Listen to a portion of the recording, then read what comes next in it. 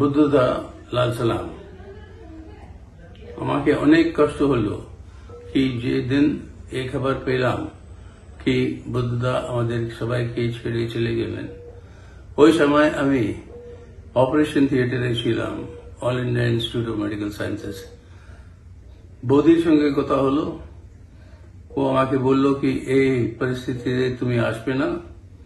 আমি বললাম আজকে দিন আসবো, আপনাকে অসুচেতনকে দুজনকে মিলিয়ে বাঙ্গাল আমাদের কমরেডদের সঙ্গে, বাঙ্গালের জনগণের সঙ্গে আমি বুদ্ধদাকে মিলিয়ে লাল সালাম বলবো, কিন্তু ওটাও সম্ভব হলো না। কেন কি আজকেও আমি হসপিটালে আছি আর এই ইনফেকশনে কমব্যাট করছি, কিন্তু 2-4 দিনে আমি এসে যাব বাইরে। কিন্তু অনেক দুঃখিত হচ্ছে, ফ্রাস্ট্রেশনের অ্যাগনি কি আপনার সঙ্গে আমি আজকে থাকতে পারলাম না। बुद्धदा और हमारी संपर्क तकरीबन 50 सालों तक से है। जब से देश के अंदर छात्र नौजवान आंदोलन को मजबूती के साथ आगे बढ़ाने की जो समय आया था और मौका मिला था 1977 के बाद, इमरजेंसी को हराने के बाद, उस समय नया स्थापना हो रही थी हमारे देश के अंदर जनवादी नौजवान सभा की DYFI। उसकी स्थापना के लिए 2 को कन्वीनर बने गए, एक बुद्धदेव भट्टाचार्य जो सेक्रेटरी थे बंगाल के DYFI के, और एक EP जयराजन जो सेक्रेटरी थे केरला के। ये दोनों के चलते हुए वो DYFI की स्थापना अल्टीमेटली 1980 में हुई। लेकिन उससे पहले उसी 1980 में उन दिनों में दुनिया के अंदर कम्युनिस्ट आंदोलन के अंदर ऐसी दुर्भाग्यपूर्ण परिस्थिति आई कि वहां पर CPIM को ना रूस की पार्टी ना चीन की पार्टी सही ढंग से वो पहचानती थी कि ये क्रांतिकारी पार्टी। 1977 के चुनाव के नतीजों के बाद रूस की पार्टी में एक दोबारा सोच पैदा हुआ और उसको आगे ले जाने के लिए कि CPM के साथ संबंध कैसे हो और क्या है CPIM, इसको समझने के लिए जन संगठनों की डेलीगेशंस को पहले बुलाया। पहले डेलीगेशंस जो बुलाए गए उनमें से छात्र नौजवान थे, और उस डेलीगेशन में जाहिर है comrade Buddhadeb Bhattacharya, EP Jayarajan, comrade Nepal Dev Bhattacharya जो हमारे SFI के महासचिव थे, और मैं खुद, ये 4 मेंबर की डेलीगेशन पार्टी ने तय करके भेजा।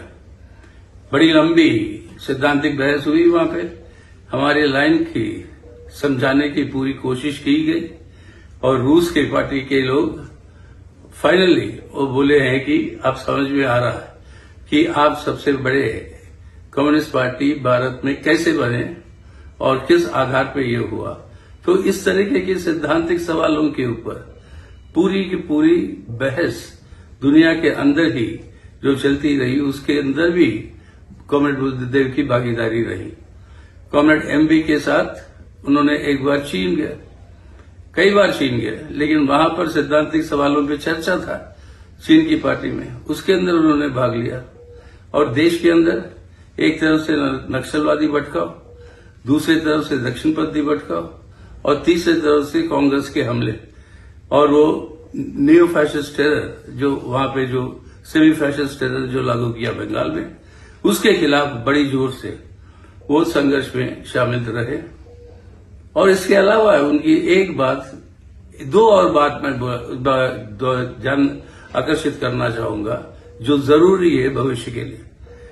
एक, वो संस्कृति पे जो उनका जोर और ज्ञान था। लोग अक्सर समझते हैं कि संस्कृति अलग है, क्रांति अलग है, वर्ग संघर्ष है, संस्कृति अपने आप में अलग है। अपनी खुद की अनुभव सोचो, देश के अंदर अगर वामपंथी आंदोलन या प्रोग्रेसिव मूवमेंट बड़ी है तो उसके अंदर कितनी बड़ी इप्टा का रोल रहा, कितना बड़ा रोल रहा कि आपके पूरी की पूरी बॉलीवुड के बड़े बड़े नेता बलराज साहनी के नेतृत्व में इप्टा का जो पूरा ये कार्यक्रम चला, और कितने बड़े बड़े शख्स जो जुड़े थे कम्युनिस्ट पार्टी के साथ, उनका जो आज कंट्रीब्यूशन जो रहा उसको समझते हुए उन्होंने कहा कि बिना सांस्कृतिक विकास का, जो ग्रामशी ने बताया कि आपको अगर काउंटर हेजेमनी तैयार करना है, without culture it is not possible. ये योगदान, और तीसरी सबसे बड़ी बात, बंगाल के नौजवान के लिए भविष्य का रोजगार। और जो भी गलतियां हुई इसमें, सवाल ये था कि जो निशाना उनका था, आज उसकी प्रासंगिकता और ज्यादा बढ़ी। लाखों के तादाद में बंगाल के नौजवान जाते हैं बाहर नौकरियों को खोजते हुए। वो संभव नहीं होता, जरूरी नहीं पड़ता अगर बुद्धदेव के रास्ते को अपनाएं और एक इंडस्ट्रियलाइजेशन हो बंगाल के अंदर। अगर ये होता तो बंगाल का भविष्य ही, और आज वर्तमान और उसका भविष्य ही कुछ और होता और बहुत बेहतर होता। ये आज बताता है जो रास्ता उन्होंने चुना वो रहेगा, that will be a lode star for the communist movement in the future. So once again लाल सलाम, कॉमरेड बुद्धदेव भट्टाचार्य।